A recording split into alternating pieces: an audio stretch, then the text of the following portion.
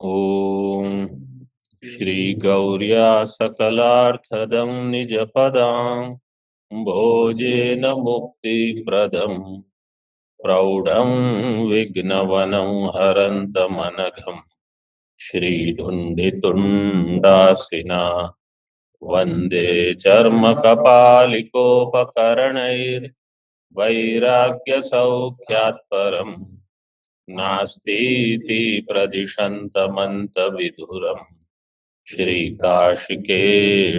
शिवं शङ्करं शङ्कराचार्यं केशवं बादरायणं सूत्रभाष्यकृतौ वन्दे भगवन्तौ पुनः पुनः ईश्वरो गुरुरात्मेति मूर्तिभेदविभागिने व्योमवद्व्याप्तदेहाय दक्षिणामूर्तये नमः।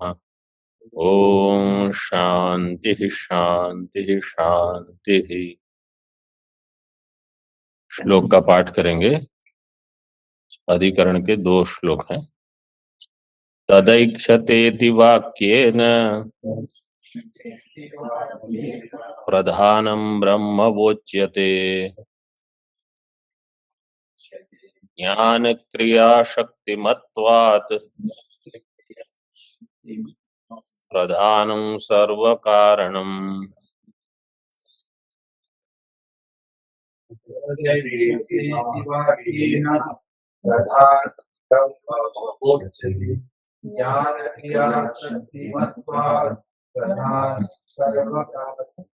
ईक्षणाचेतनं ब्रह्म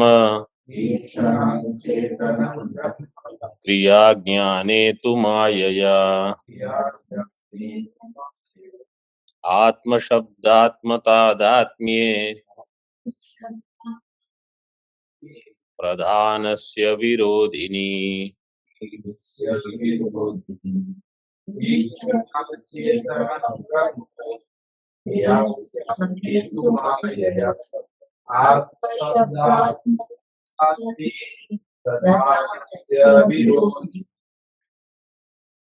प्रथम श्लोक है, उसमें विषय विषय पूर्व पक्ष तीनों दे दिए हैं। तदैक्षत ये हो गया विषय, विषय वाक्य। इति वाक्येन प्रधानम ब्रह्मवा उच्यते। इस वाक्य के द्वारा प्रधान बताया गया है कि ब्रह्म, तो ये हो गया विषय संशय। प्रधानम ब्रह्मवा उच्यते, प्रधानम ब्रह्म, ये 2 जो विकल्प हैं वो किस शब्द के लिए हैं? देखो मैंने प्रश्न क्या है, प्रधानम अथवा ब्रह्म, ये किस शब्द के लिए है? कारण, सत शब्द। क्या ऑनलाइन किसी ने क्या उत्तर दिया? सत शब्दवाच्य। अच्छा नहीं, लेकिन इस वाक्य में तद शब्द है। तद ऐक्षत, तद क्या है? तद ऐक्षत इति वाक्येन किम उच्यते। तो ईक्षण तो दोनों कर रहे हैं, तत्पद के ऊपर विचार है इसमें। प्रधानम ब्रह्मवा उच्यते, ये हो गया। तो इसमें विषय विषय संशय 2 चीज बता दी। मूर्धन्य शकार विषय है तदैक्षत, ये वाक्य वहां दिया ना, तदैक्षत इति वाक्येन। तो तदैक्षत ये विषय वाक्य हुआ। इस विषय वाक्य में संशय किस पद के ऊपर है? तत्पद के ऊपर, कि तत् का अर्थ प्रधान है कि तत् का अर्थ ब्रह्म है। ऐसे पूर्व पक्ष क्या कहेगा? ज्ञान क्रिया शक्तिमत्वात् प्रधानम सर्व कारणम। प्रधान जो है यही सबका कारण है। क्यों? ज्ञान शक्ति, क्रिया शक्ति दोनों है वहां। ज्ञान शक्ति मत, क्रिया शक्ति मत है प्रधान। और ये भी कहा कि प्रधान जो है वो सत्वगुण से युक्त है। सत्वगुण से युक्त होने से सर्वज्ञत्व वहां संभव है। और परिणामी भी है। परिणामी होने से जगत का कारण हो सकता है, क्योंकि जो अपरिणामी है वो कारण नहीं होगा। ये सारे हेतु कल हमने देखे थे। तो निर्गुण कूटस्थ ब्रह्म, उसमें ये संभव नहीं है। ये प्रथम श्लोक हो गया। इसलिए प्रधानम सर्व कारणम, ये उनका निगमन था। अब द्वितीय जो श्लोक है वो सिद्धांति का है। ईक्षणात् चेतनम ब्रह्म। ईक्षण शब्द का प्रयोग होने से चेतन ही कारण होगा, वो चेतन ब्रह्म है। चेतनम ब्रह्म। तो प्रश्न होगा कि ब्रह्म में कहाँ ज्ञान शक्ति क्रिया शक्ति है? तो उत्तर दे दिया, मायया ज्ञान क्रिया शक्ति तु संभविष्यतः। ज्ञान शक्ति क्रिया शक्ति माया के द्वारा ब्रह्म में संभव है। और अन्य जो हेतु है, अभी उसका केवल पद ये है, आत्म शब्द आत्म तादात्म्ये प्रधानस्य विरोधिनी। विरोधिनी एक वचन है, द्विवचन है, बहुवचन है? एकवचन। द्विवचन है। विरोधिनी इकार दीर्घ किस सूत्र से होगा?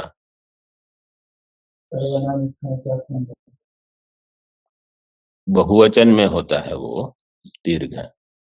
विरोधिनी, विरोध, विरोधी, विरोधिनी, विरोधिनी, ऐसे।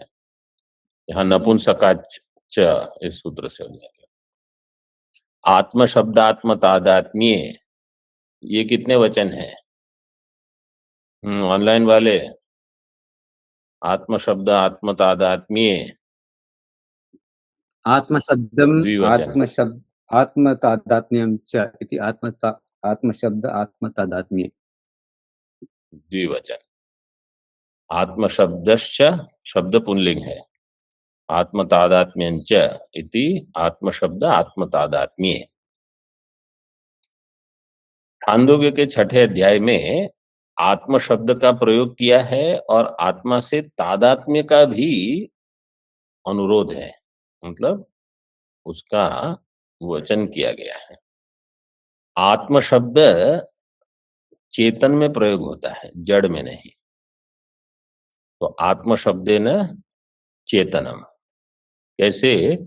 अनेन जीवेन आत्मना अनुप्रविश्य नाम रूपे व्याकरवाणी। तो वहां आत्मना अनुप्रविश्य, जिसने ईक्षण किया उसी ने प्रवेश किया। और प्रवेश किस रूप से किया? आत्म रूप से। तो प्रधान जड़ है, वो आत्म रूप से प्रधान का कभी उल्लेख नहीं होता, व्यपदेश नहीं होता। ये हिंदी में दिया है, विषय हो गया सजीव और संशय हो गया ठीक है, कोई उसमें, क्योंकि वहां श्लोक में क्या दिया है? इति वाक्य ना, बस। वो तदैक्षत कहाँ से आया? सदैव सौम्य से। वो ऐसे तो ले सकते हो पूरा अध्याय, केवल इस वाक्य को लेना है तो ऐसे। अगर आपको सत लेना है तो सत से भी ले सकते हो, क्योंकि तदैक्षत में जो तत् है वो उपनिषद में कहाँ से आया? सत से ही आया है। अनेन जीवेन आत्मना अनुप्रविश्य नाम रूपे व्याकरवाण। तो आत्म शब्द चेतन में प्रयोग होता है, एक। और दूसरा, उसी से तादात्म्य कहा गया है, आत्म तादात्म्य। आत्म तादात्म्य तत्वमसी शब्द का जब प्रयोग होता है तो उसी के साथ आपको तादात्म्य, आपका एकत्व बता रहे हैं गुरु। तो ये दोनों अचेतन प्रधान में नहीं घटेंगे, इसलिए चेतनम ब्रह्म सत शब्दे न उच्यते। अब यहां तद ऐक्षत जो है इसको लिया है। तत् वास्तव में उपनिषद में तत् है वो सत ही है, वो दिया है यहाँ। सदैव सौम्य इदमग्र आसीत् एकमेवा द्वितीयम् इति प्रस्तुत्य तदैक्षत बहुस्यां प्रजा ये इति तत्तेजो असृजत इति श्रूयते तत्र सांख्या मन्यन्ते, इस प्रकार से दिया है। तो ये 2 श्लोक हो चुके हैं। हाँ, आत्म शब्द आत्म तादात्म्य ये प्रधान के विरोधिनी है दोनों। टीका में ईक्षण श्रवणात् वेद शब्दावाच्यम अशब्दम प्रधानम। ईक्षण श्रवण होने से वेद शब्द अवाच्यम अशब्दम प्रधानम। वेद शब्दावाच्यम, वेद शब्द के द्वारा जो नहीं, वेद के द्वारा जो नहीं कहा गया है, अशब्दम प्रधानम। अशब्दत्वात् न कारणम, क्योंकि सूत्र ने कहा ईक्षते है न अशब्दम, शब्द से जो नहीं बताया गया है। प्रधान जगत का कारण है ऐसा कहीं नहीं कहा गया। अशब्दत्वात् न कारणम इति सूत्र योजना, इस प्रकार से सूत्र की योजना करनी है। भाष्य में देखिए, न सांख्य परिकल्पितम अचेतनम प्रधानम जगतः कारणम शक्यम वेदांतेषु आश्रयितुम। सांख्य परिकल्पितम अचेतनम प्रधानम जगतः कारणम वेदांतेषु आश्रयितुम न शक्यम। सिद्धांत का आरंभ हुआ है। सांख्य जो अचेतन प्रधान को जगत का कारण मानते हैं वो वेदांत में संभव नहीं है। क्यों? अशब्दम ही तत्व। अशब्दम का अर्थ क्या है? वेद में वो नहीं बताया गया है। कथम अशब्दत्वम ईक्षते है ईक्षितृत्व श्रवणात् कारणस्य। अशब्दत्वम क्यों है? ईक्षते है। ईक्षते है क्या विभक्ति है? पंचमी, हेतु दे दिया। तो बहुत सारे सूत्र में आप देखोगे हेतु रहेगा, जैसे जन्माद्य से यतः, जैसे शास्त्र योनित्वात् तत्तु समन्वयात्, इसी प्रकार यहाँ ईक्षते है ईक्षितृत्व श्रवणात् कारणस्य। कारण जो है उसमें ईक्षितृत्व देखा गया है, वो ईक्षण करने वाला है। कथम एवं ही श्रूयते सदैव सौम्य इदमग्र आसीत् एकमेवा द्वितीयम इति उपक्रम्य। यहां से उपक्रम हुआ है, सदैव सौम्य इदमग्र आसीत्। तदैक्षत बहुस्याम प्रजायेति तत्तेजो सृजत इति। वहां से आरंभ करके तद ऐक्षत हुआ, तो तत्पद से सत लेना है। लेकिन सदैव सौम्य इदमग्र आसीत् में ईक्षण नहीं है, तो ईक्षण जहां है उस वाक्य को लेकर प्रश्न हुआ। फिर तो तद ऐक्षत, इसमें ईक्षण कौन कर रहा है, ये प्रश्न हो गया। बहुस्याम प्रजायेय इति तत्तेजो असृजते इति। तत्र इदम शब्द वाच्यम नाम रूप व्याकृतम जगत प्राग उत्पत्तेः सदात्मना अवधार्य। इदम शब्द वाच्यम नाम रूप व्याकृतम जगत उत्पत्तेः प्राग सदात्मना अवधार्य। इसका अवधारण हो गया किस वाक्य के द्वारा? सदैव सौम्य इदमग्र आसीत्, इस वाक्य के द्वारा। क्योंकि सदैव सौम्य इदम, जो इदम दिया है उसको बता रहे हैं। इदम शब्द वाच्यम जगत उत्पत्तेः प्राग सदात्मना अवधार्य, इसका अवधारण करके सदरूप से ही यह जगत जो इदम शब्द के द्वारा बताया जाता है सद्रूप से ही वहां बताया गया है। अवधार्य तस्यैव प्रकृतस्य सच्छब्द वाच्यस्य, वही जिसका प्रकरण चल रहा है सच्छब्द वाच्य, वही ईक्षण कर रहा है।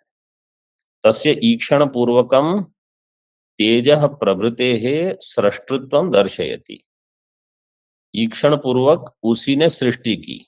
तस्य सृष्टृत्वम, सृष्टि का आरंभ किससे हुआ? तेज से। तेजः प्रभृतेः सृष्टृत्वम, टीका में देखिए। तत्सत शब्द वाच्यम कारणम ऐक्षत, जो सत शब्द वाच्य कारण है उसने ईक्षण किया। ऐक्षत ईक्षणम एव आह बहु इति। आगे देखिए,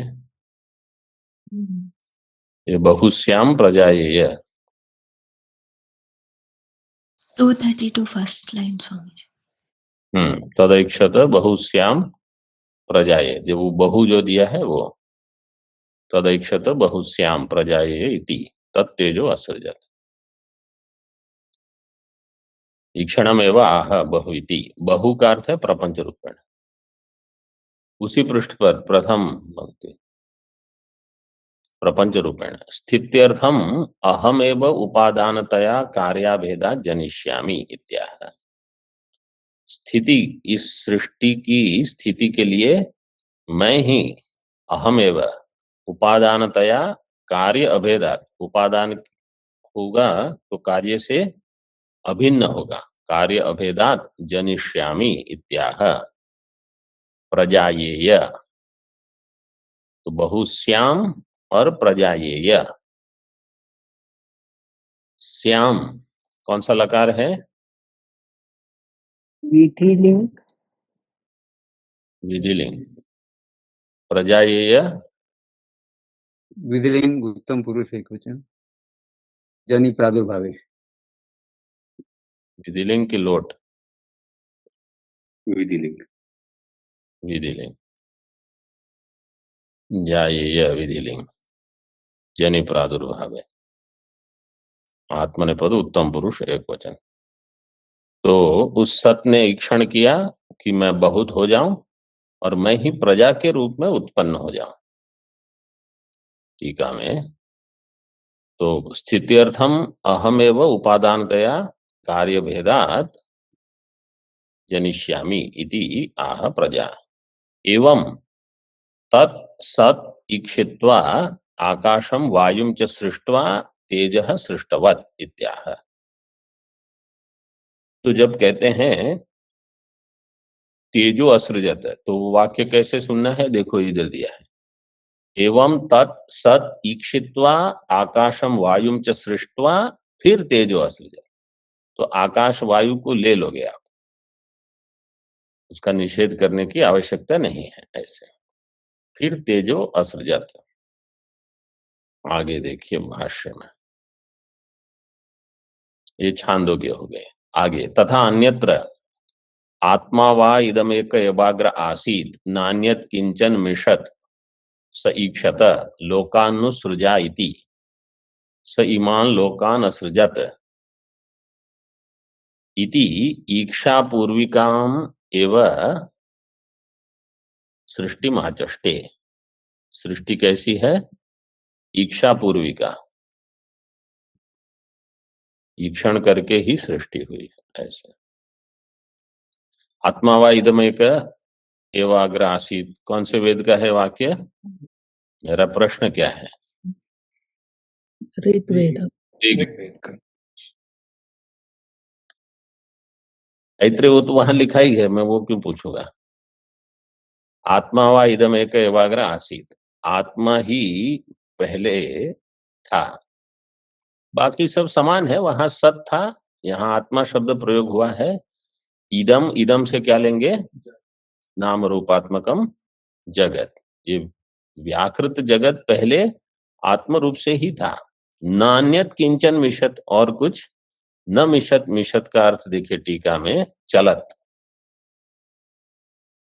सत्वाक्रांतम इति यावत, अन्य कोई चीज सद रूप से वहां नहीं थी।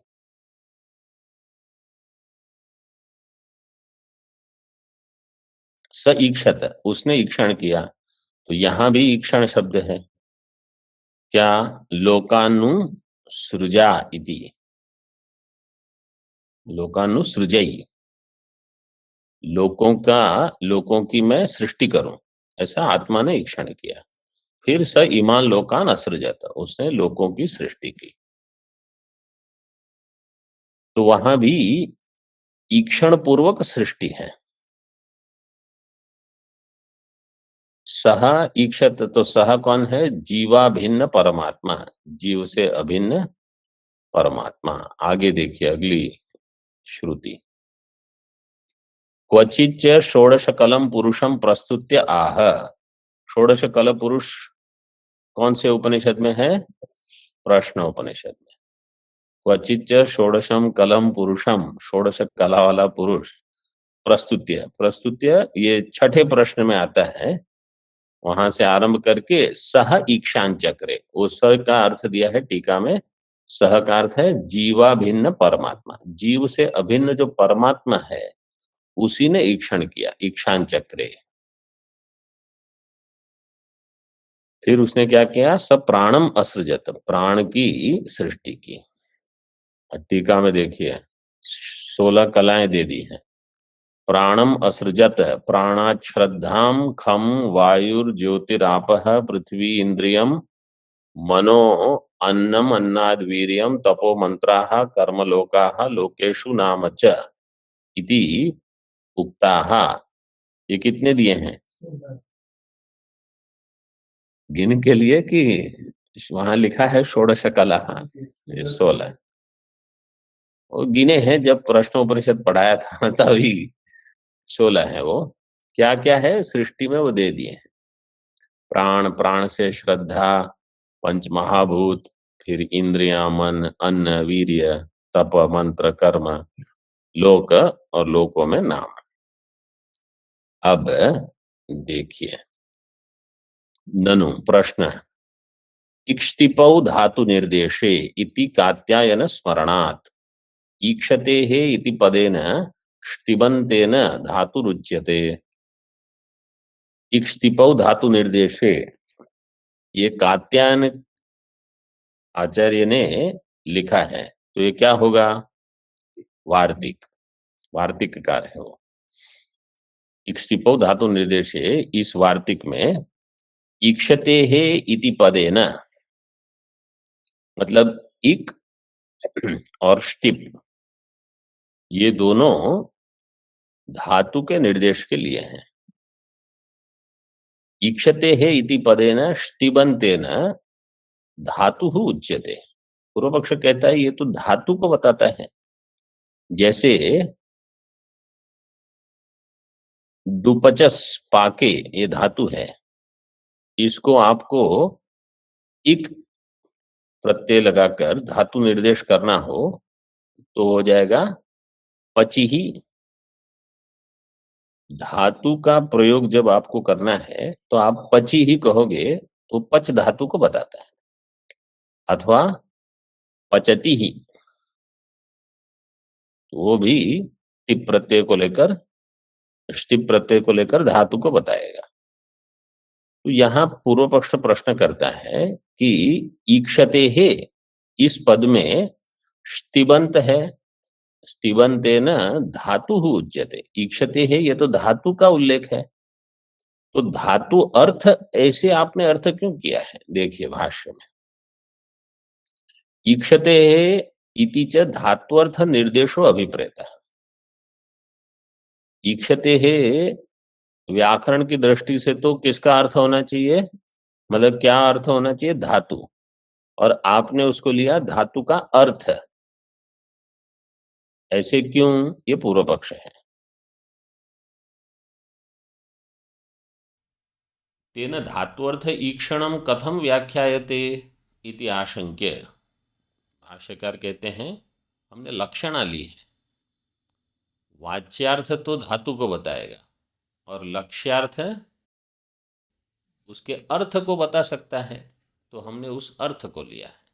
लक्षणया इत्याह ईक्षते धात्वर्थ।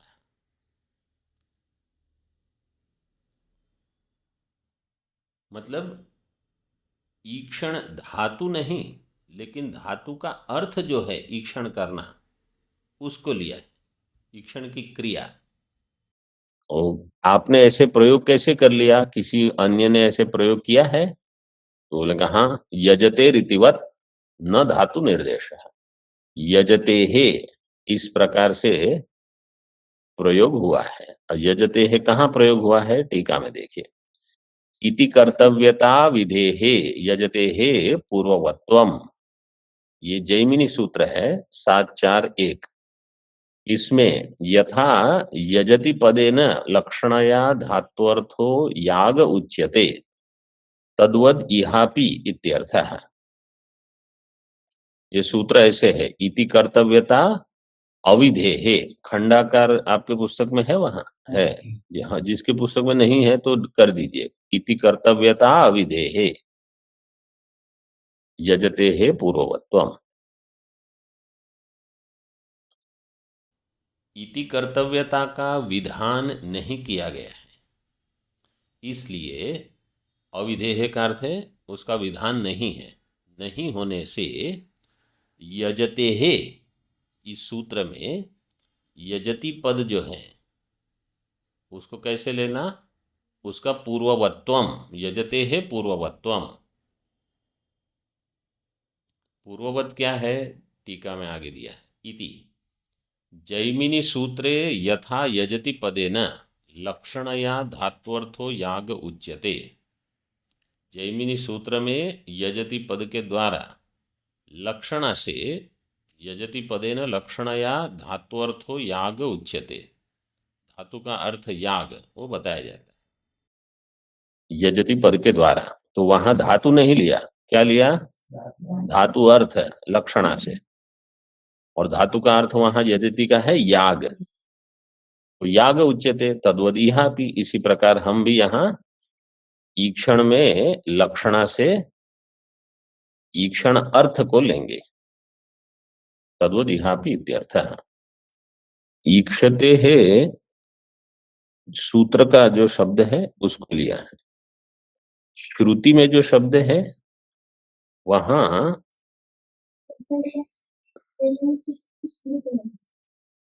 हाँ, तो भगवान वेद व्यास के वेदांत के सूत्र भी आपको उसको स्मृति ही माननी पड़ेगी। ब्रह्म सूत्र भी स्मृति लेंगे क्योंकि वो अपौरुषेय नहीं है। तो ईक्षति, ईक्षते है ये शब्द तो सूत्र का है, और उपनिषद में जो शब्द है स ईक्षत है, वो ठीक है, वो अलग है। अथवा तदैक्षत, तदैक्षत है, तद्वद इहापि इत्यर्थः। सौर्यादि विकृति यागस्य अंगानाम अविधानात् पूर्वदर्शादि प्रकृति स्थानंगवत्वम इति सूत्रार्थः। प्रकृति स्थांगवत्वम इति सूत्रार्थः। प्रकृति याग एक होता है और एक होता है विकृति याग। प्रकृति याग कौन होता है? मतलब किसको प्रकृति याग कहेंगे? जिसमें सारी विधि है। अभी थोड़े अर्थ संग्रह आदि फिर से देखना।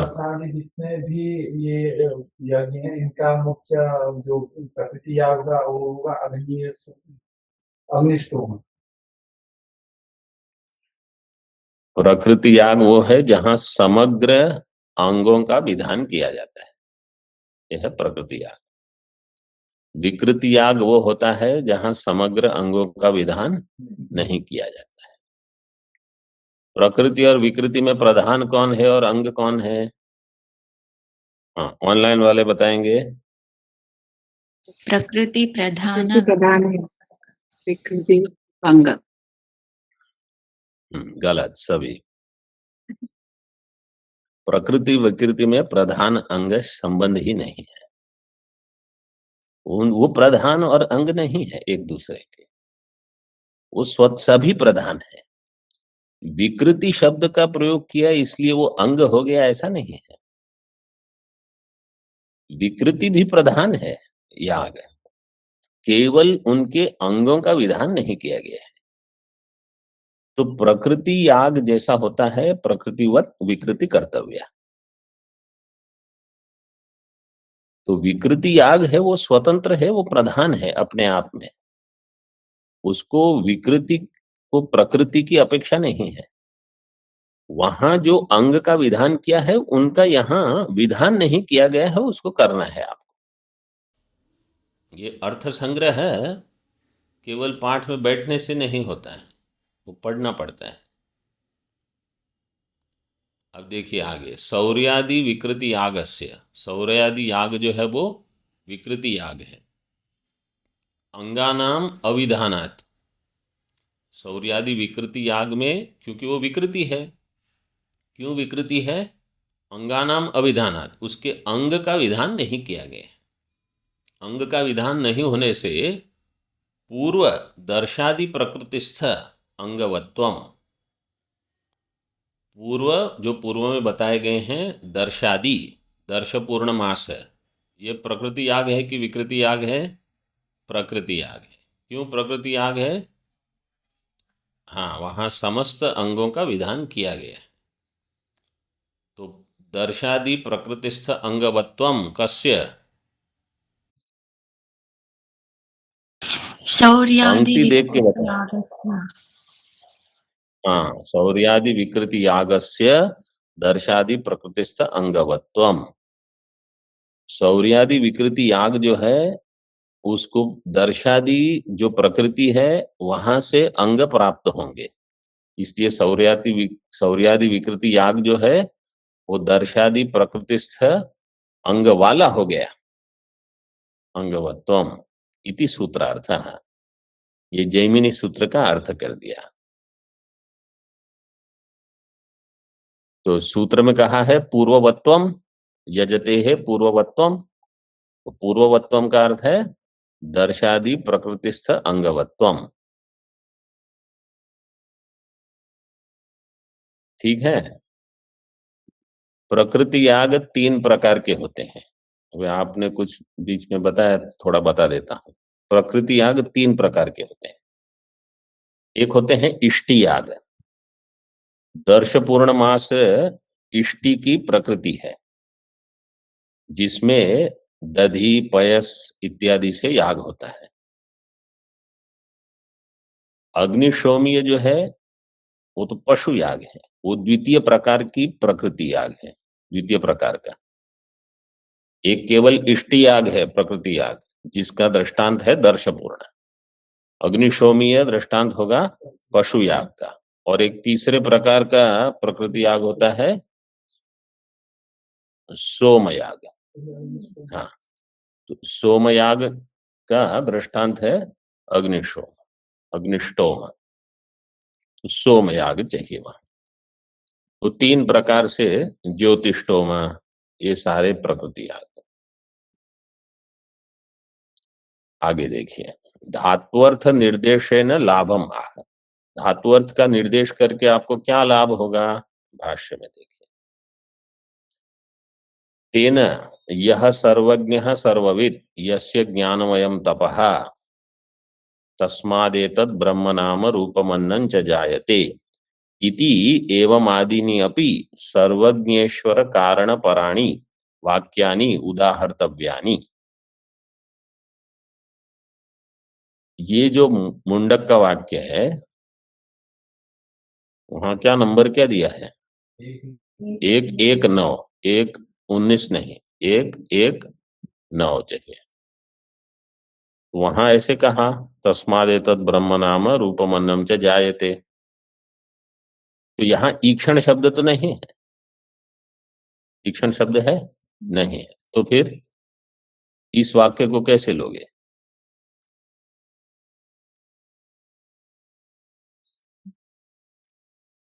देखो, ब्रह्म सूत्र आपको ये सिखाएगा विचार कैसे करना,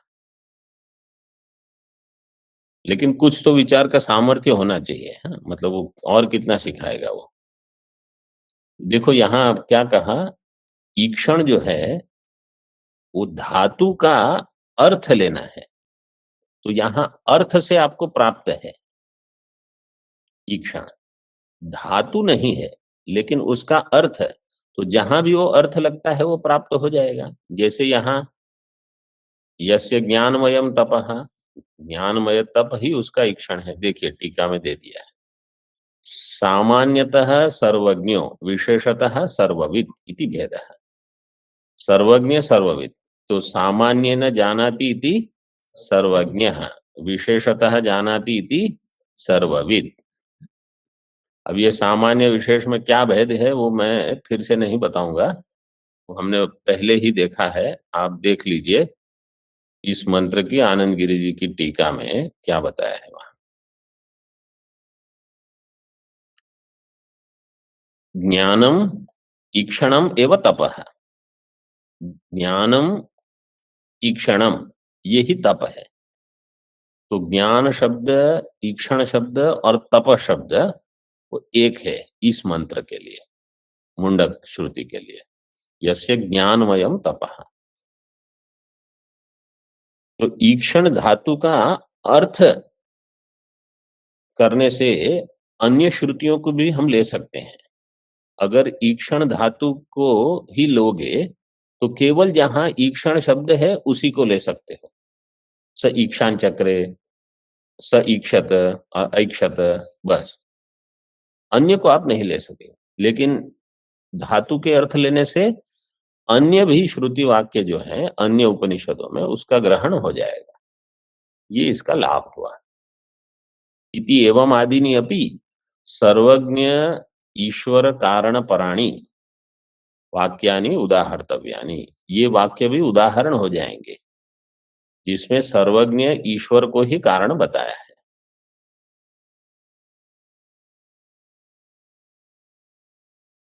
तपस्विनः फलम आह, तप करने से क्या होगा, तस्माद एतद ब्रह्म नाम रूपम अन्नं च जायते, इन सब की सृष्टि हुई।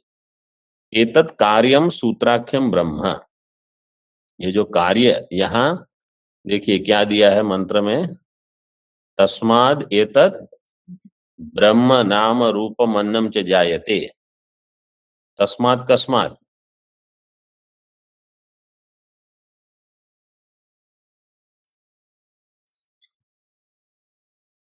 सर्वज्ञ ईश्वरात्, तो आगे दिया है ना, इति एवं आदिनी अपि सर्वज्ञ ईश्वर कारण पराणी, तो सर्वज्ञ ईश्वर से, तस्मात् का अर्थ होगा जो सर्वज्ञ ईश्वर है उससे, उससे ब्रह्म की उत्पत्ति हुई, ब्रह्म जायते, तो ब्रह्म का अर्थ क्या लोगे, हाँ यहां इसलिए वो टीका दी है, एतत् कार्यम सूत्राख्यम ब्रह्म, यहां ब्रह्म शब्द से क्या लेना है, सूत्राख्य, कार्य ब्रह्म, कारण ब्रह्म से कार्य ब्रह्म की उत्पत्ति। ब्रह्म सूत्र में सभी की परीक्षा हो जाएगी, आपके उपनिषद की, न्याय की, अर्थ संग्रह की और व्याकरण की भी, सब, और आचार्य की भी परीक्षा हो जाती है, क्योंकि ब्रह्म सूत्र पढ़ाना सरल नहीं है, सभी का आपको भान हो, ज्ञान हो ठीक तभी हो सकता है। केवल सत्ववृत्ते ही ज्ञानत्वम अंगीकृत्य प्रधानस्य सर्वज्ञत्वम निरस्तम, केवल सत्ववृत्ते ही ज्ञानत्वम अंगीकृत्य, पूर्व पक्ष ने क्या कहा था कि प्रधान में सत्व है, सत्व होने से सर्वज्ञत्व आ जाएगा, तो भाष्य यहाँ सिद्धांति कहता है केवल सत्व वृत्ति होने से, सत्व वृत्ति है ज्ञानत्वम अंगीकृत्य प्रधान सर्वज्ञ हो जाएगा, इति निरस्तम, इसका निराश कर देंगे। संप्रति न केवल जड़ वृत्ति ही ज्ञान शब्दार्थ है, किंतु साक्षी बोध विशिष्टा वृत्ति है। ये जो प्रधान में जो वृत्ति रहेगी वो तो जड़ होगी, वहां सर्वज्ञत्व ऐसे नहीं होगा। तो सर्वज्ञत्व कैसे होगा, सिद्धांति बताते हैं साक्षी बोध विशिष्टा वृत्ति ही, साक्षी के बोध से विशिष्ट जो वृत्ति है, वृत्ति व्यक्त बोधो वा ज्ञान, वृत्ति अभिव्यक्त बोध अथवा साक्षी बोध विशिष्टा वृत्ति। तो इस प्रकार की वृत्ति हो, तच्च अंधस्य प्रधानम प्रधानस्य नास्ति, चैतन्य से विशिष्ट जो वृत्ति बनेगी वो वृत्ति को सर्वज्ञत्व कहा, केवल जड़ वृत्ति को नहीं। जिसको हम ज्ञान किसको, जैसे घटक ज्ञान, घटक ज्ञान जब हम कहते हैं तो उस ज्ञान में घटाकार वृत्ति होगी, उस वृत्ति में चैतन्य भी होगा प्रतिबिंबित, तभी वो ज्ञान कहा जाएगा। इसी प्रकार सबका ज्ञान, जैसे घटस्य ज्ञानम, इसी प्रकार सर्वस्य ज्ञानम, तो सर्वस्य ज्ञानम में भी वृत्ति होगी ज्ञान रूप, जिसमें चैतन्य का प्रतिबिंब होगा। तो परमात्मा जो है उस सर्वज्ञ किस प्रकार से है, वहां एक माया की वृत्ति रहेगी सर्वज्ञ, सर्वरूप से, उसमें भी चैतन्य का प्रतिबिंब होगा, वही सर्वज्ञत्व होगा। वो प्रधान जो कि बिल्कुल जड़ है उसमें ये संभव नहीं है। इत्याह अपिच, हाँ यहाँ तक रखते हैं। ओम पूर्णमदः पूर्णमिदं पूर्णात् पूर्णमुदच्यते पूर्णस्य पूर्णमादाय पूर्णमेवावशिष्यते।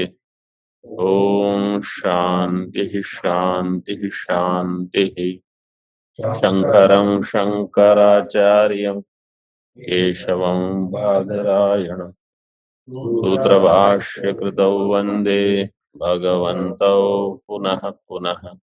ईश्वरो गुरुरात्मेति मूर्तिभेदविभागिने व्योमवद्व्याप्तदेहाय दक्षिणामूर्तये नमः। ओम शांति शांति शांति।